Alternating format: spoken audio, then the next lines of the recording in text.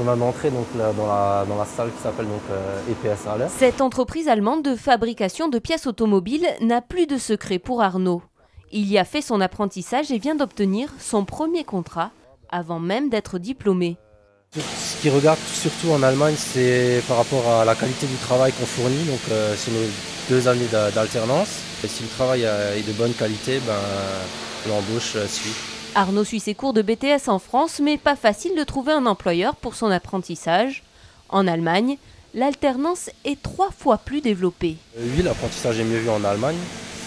J'ai eu beaucoup de difficultés à trouver une entreprise en France. 60% des élèves allemands passent par l'alternance, une normalité et même une filière d'excellence. Cette valorisation de l'apprentissage, c'est ce qui expliquerait en partie le faible chômage des jeunes. Seulement 8% contre 25% en France. Et pourtant, pour ce responsable de l'entreprise, tout n'est pas à jeter dans la formation française. Chez nous, chez FVB, les apprentis français sont mieux vus. Nous avons visité avec les chefs d'entreprise le lycée du Haut-Bar et ils ont trouvé la formation au lycée beaucoup plus intéressante et beaucoup plus poussée que l'apprentissage en Allemagne. En Alsace, ce modèle allemand donne néanmoins des idées.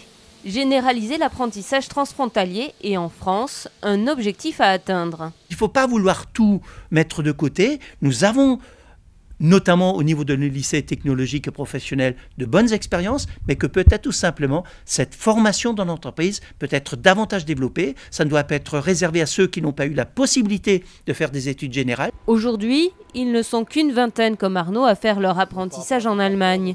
D'ici 2 ans, l'Alsace voudrait qu'ils soient 1 millier à suivre leurs cours et leur formation en entreprise de l'autre côté du Rhin.